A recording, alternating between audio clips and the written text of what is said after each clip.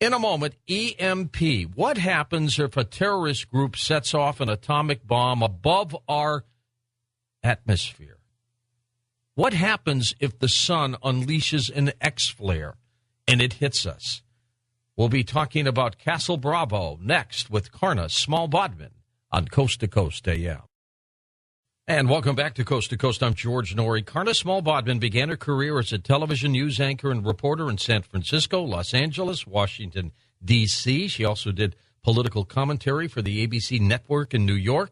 And when Ronald Reagan was elected president, he named Karna as his deputy press secretary. Later, when she switched to foreign policy issues and became the senior director and spokesperson for the National Security Council, she was the highest-ranking woman on the White House staff. Our honor here. Karna, how are you? Welcome to Coast to Coast. Well, thank you, George. It's great to be with you. This is terrific. Looking forward to this. You've got a great book out there called Castle Bravo, which we'll spend a lot of time talking about as well. What was it like working with President Reagan? He was quite electrifying, wasn't he? He was fantastic. I tell you, the man was wonderful. Even if you didn't agree with him, you liked him. You know, you really did. Even Sam Donaldson liked him. Okay, the man was terrific. He's the kind of a guy who, in the middle of the day, he'd go downstairs, he'd walk outside across West Exec and go into the basement of the executive office building next door, and he'd go thank the White House operators for, working hard. I mean, I like that. See, that's a person who understands how to motivate people. Absolutely. And the sense of humor, I remember we used to work with him before we'd ever have a news conference. You'd have what you call a murder board. You'd go and have a little rehearsal session. So several of us would be down in the family theater, and he would stand there behind a podium, and we'd walk in. And the first couple of years I was doing domestic policy issues, and I'd get to ask him all the nasty questions that you thought the press would ask. So I walked in the door. He looked over and he said, "Oh, there's my domestic woman. No, I know you don't do windows." I love that. I mean, he's wonderful. Back in 1981, I'm not a Republican, I'm not a Democrat, I'm not a Libertarian. I just call it the way I see it, Karna. But I was approached by a couple of folks that were in the Navy, and they said the president would like to give you a direct commission. Wow. And I went, "What do you mean? What are you talking about?" And he said, "We've got a couple slots here in the Navy, and we can get you a direct commission as an officer. You got to go through officers candidate school and all that stuff, and then it gets voted on by the Senate once you get nominated. But are you interested?" And I went, "Okay, I'll do it." And I did. And I stayed in for 9 years. Mm-hmm. It was pretty fascinating stuff. Thank you for your service. It was quite a time. Well, let's talk a little bit about your work in twofold. One, you have an incredible story here with Castle Bravo, and it could be true, and that's what's kind of scary about that. It's I want you to very scary. Tell us a little bit about the crux of what it means and what could happen.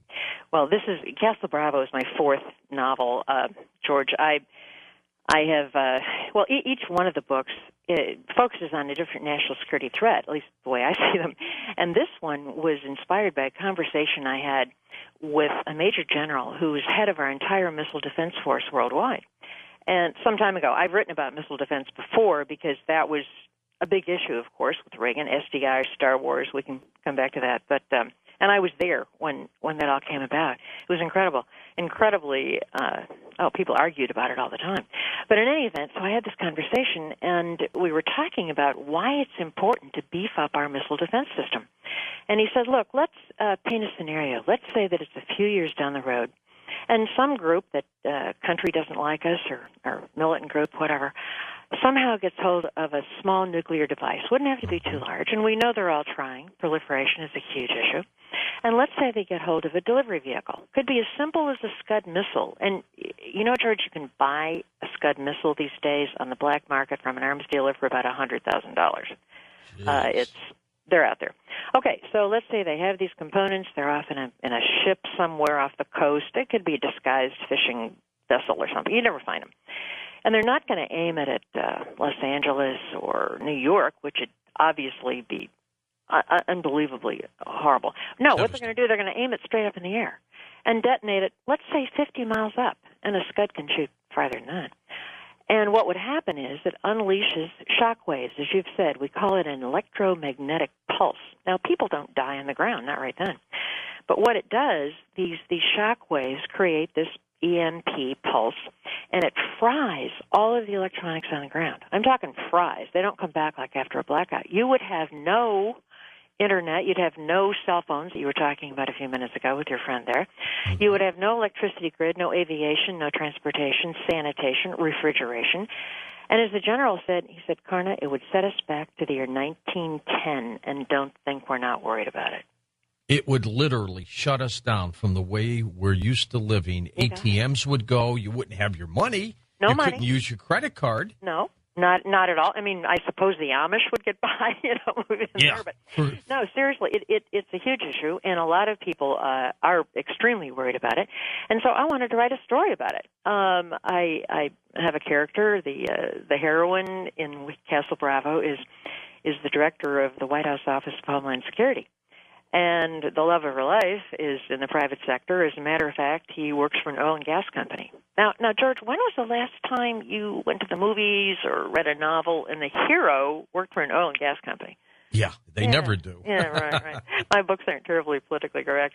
But in any event, I wanted to create a story to showcase what could happen because the guy is sent overseas on a mission, a business trip, and gets caught up in just such an eventuality that happens by mistake, in fact, and then a plot is put together that is aiming toward our country, and she has to work on it, and we've got to get some attention and things going here.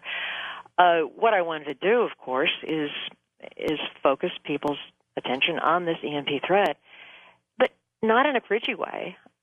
In fact, I'm reminded that George Bernard Shaw had a good line. The best way to get your point across is to entertain.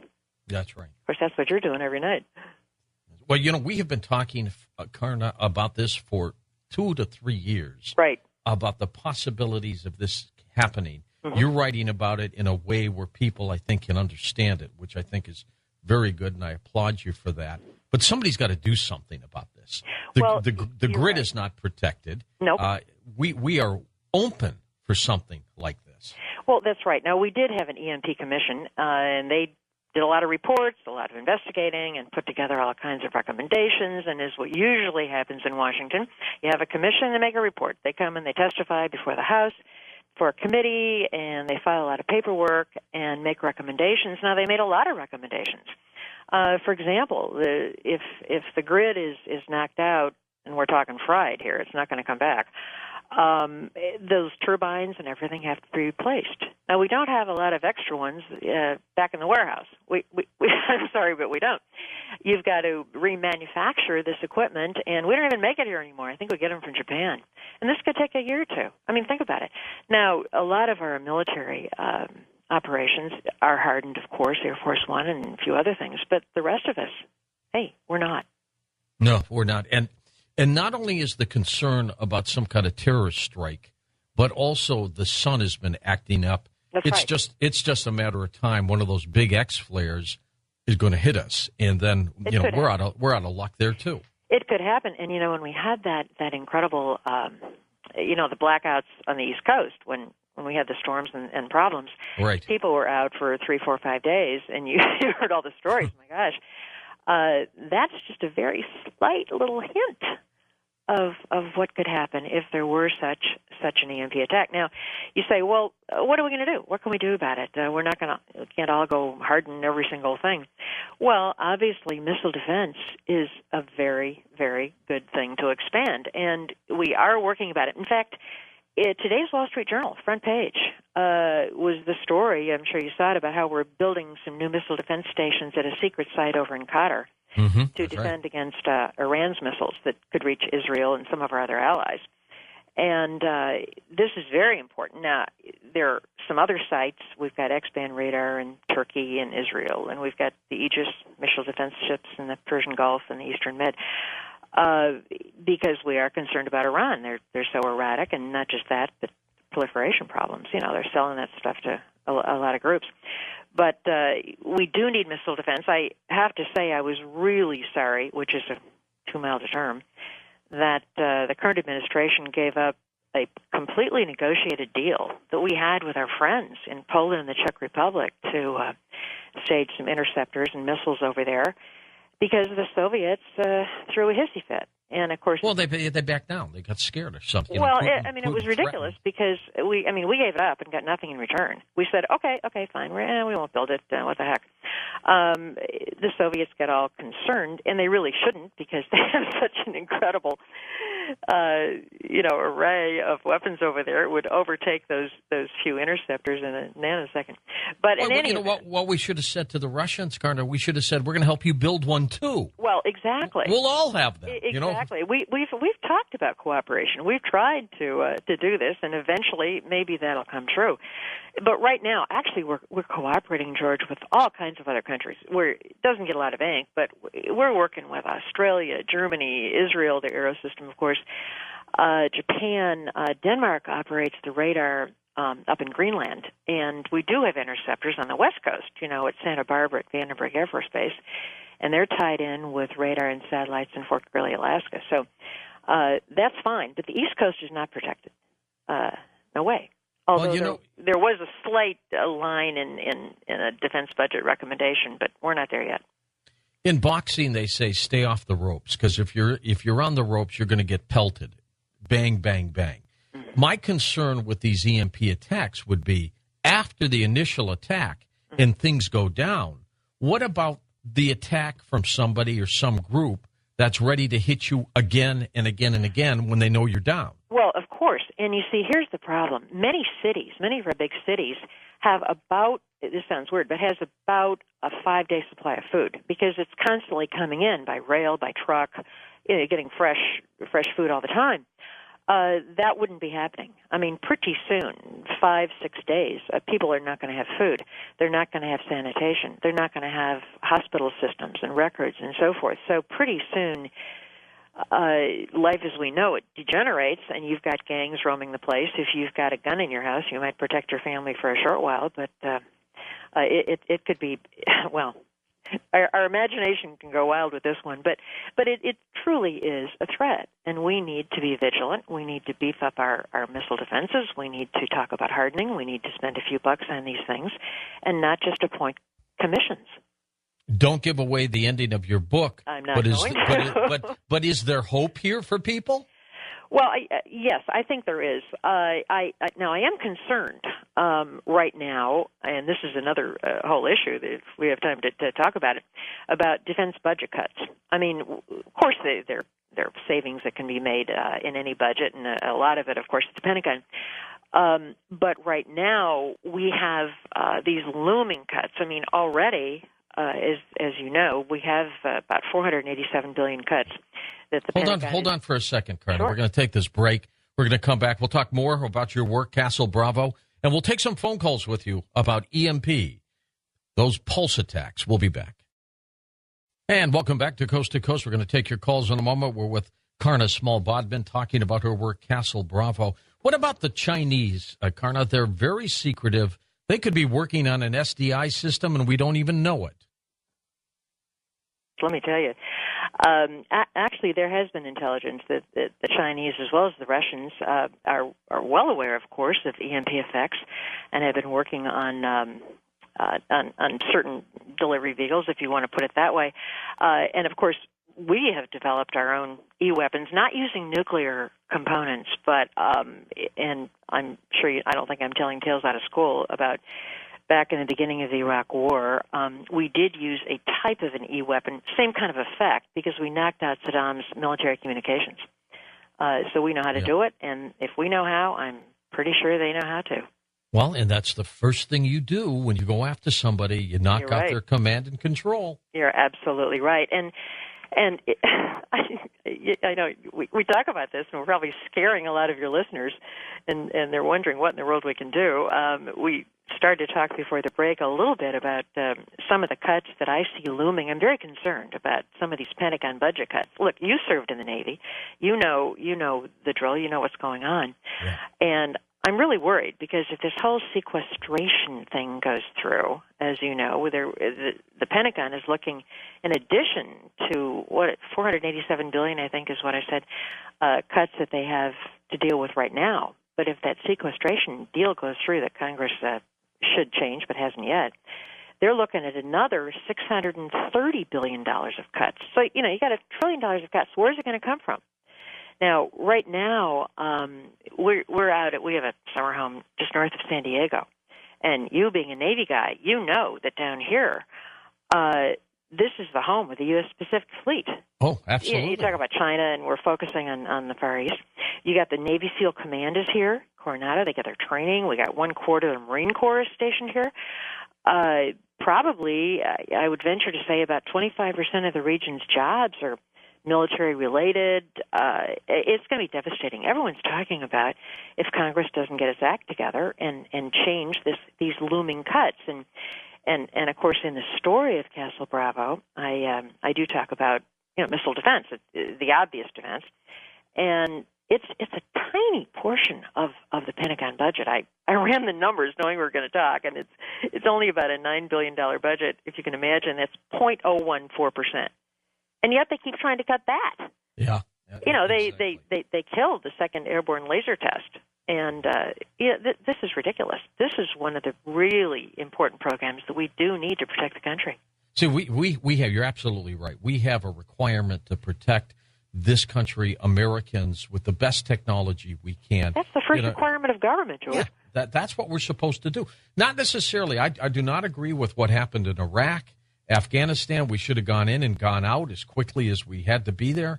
But the bottom line is, we should be creating a Defense Department that defends the country, the homeland, the best way we can. The homeland, you're absolutely right. And there again, as I'm trying to talk about these things in books, somebody asked the great writer Ann Tyler, why do you write novels? And she had a very interesting answer. She said, I write so that I may experience more than one life. You're creating characters, even the villains, the heroes, the heroines, and so forth, but And that's true. I experience that when I write these thrillers, but then I have one additional reason, and that is to call attention to these problems that I saw front and center when I had the honor of working for President Reagan on his NSC staff. Okay, let's go to the phones. We'll start by going to Kevin, truck driving in New York. Get us started. Kevin, go ahead. Yes, good morning. How are you doing? Good, Kev. One question that I had was, in all of our history of mankind, all superpowers have never been attacked. I mean, they've been attacked, but they've all fallen from within. They've crumbled from within, just like the Soviet Union. Just about all of them have all fallen from within. And the nuclear bomb was created in the 60s. That's ancient technology. I don't know why we're all stuck on nuclear when I'm guessing that we have something that's much greater and much more dangerous than the nukes that nobody's talking about. And that would be the collapse within, which is also conceivable.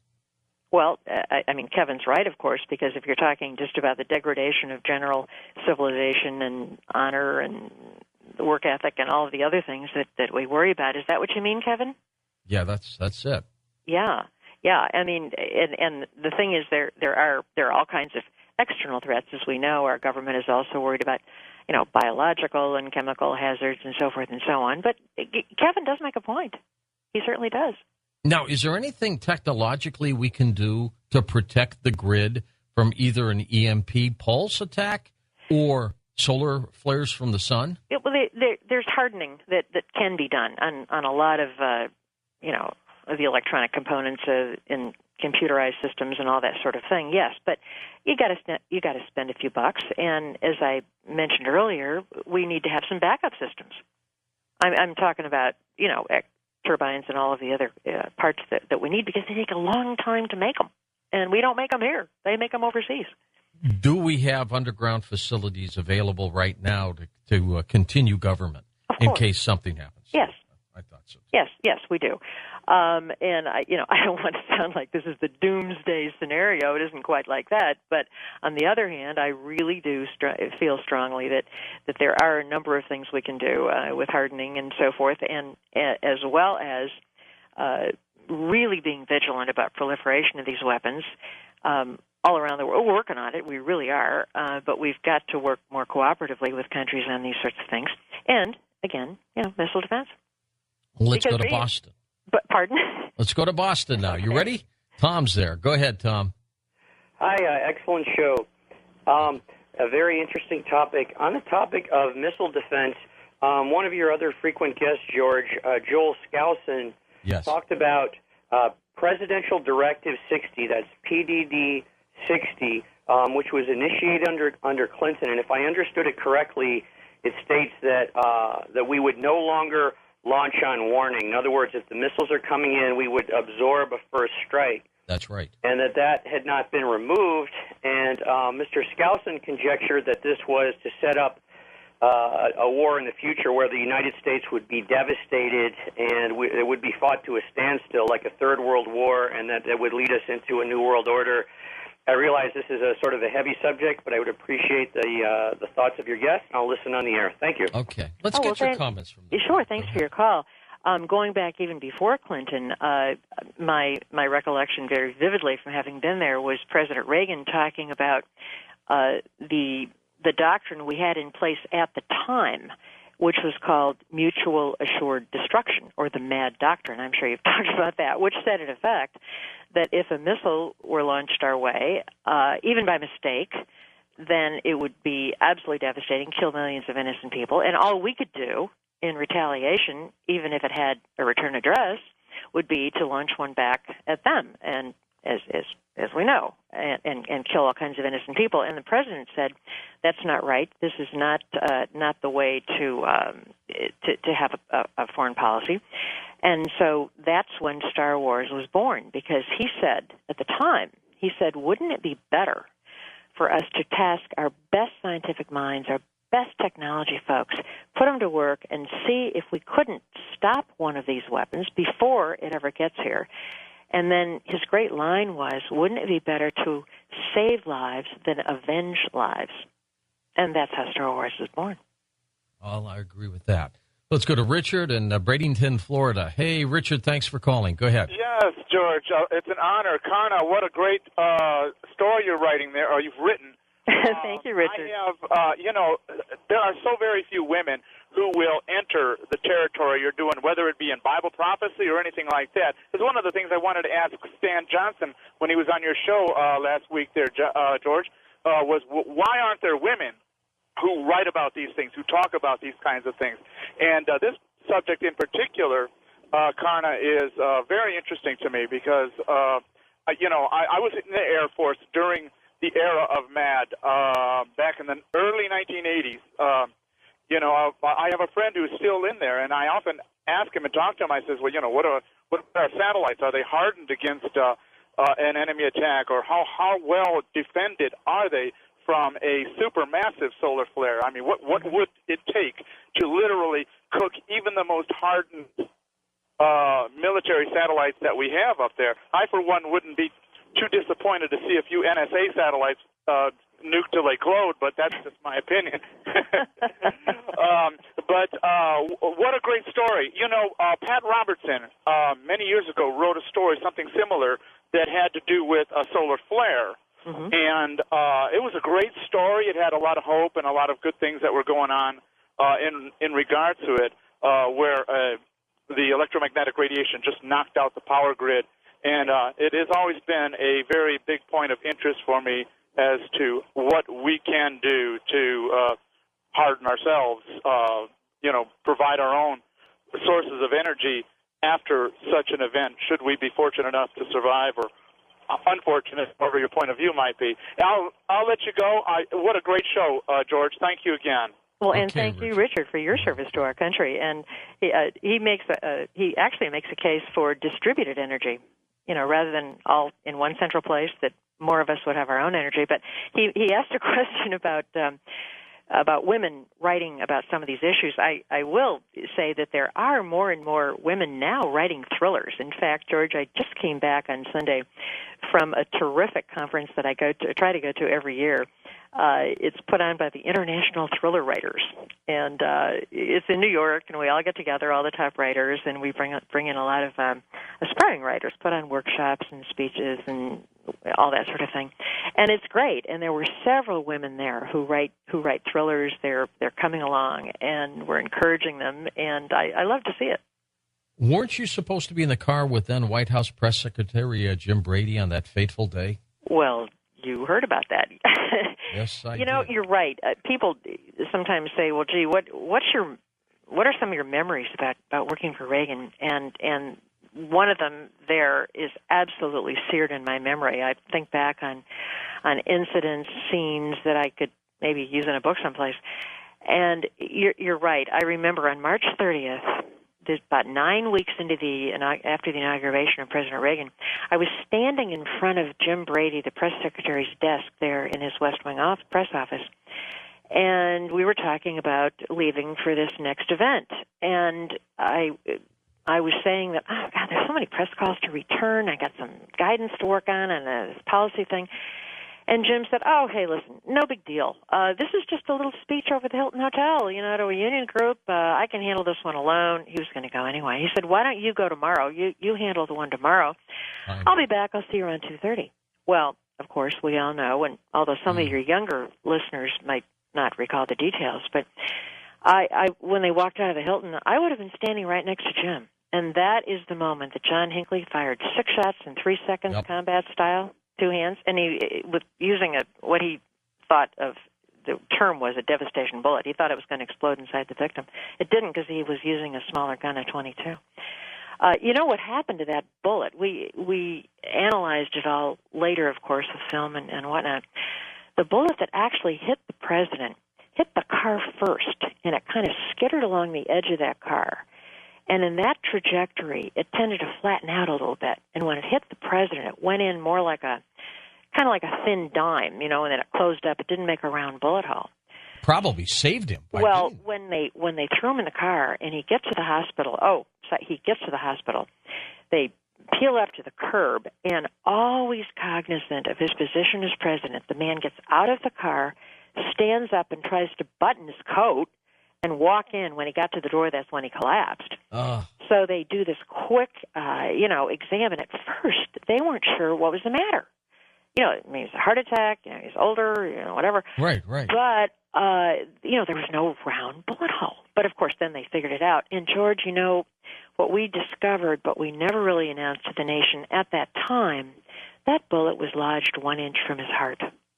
That would have done it. Unbelievable. But now, in the midst of this crisis situation,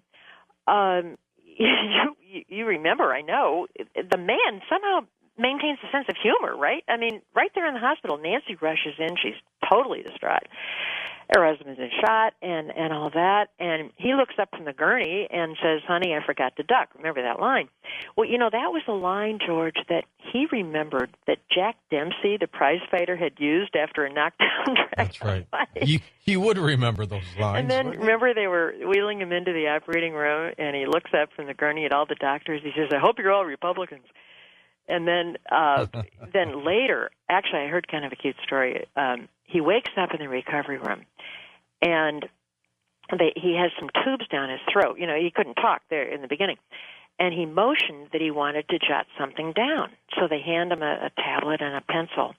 And he'd woken up and seen a white ceiling and white walls and a beautiful nurse. They had a good-looking nurse, let me tell you. Beautiful nurse standing next to him holding his hand. And he jots down, I'm alive, aren't I? Yeah, or is this heaven? And then after that, he jotted down, if I'd had this much attention in Hollywood, I'd still be there. The man was amazing.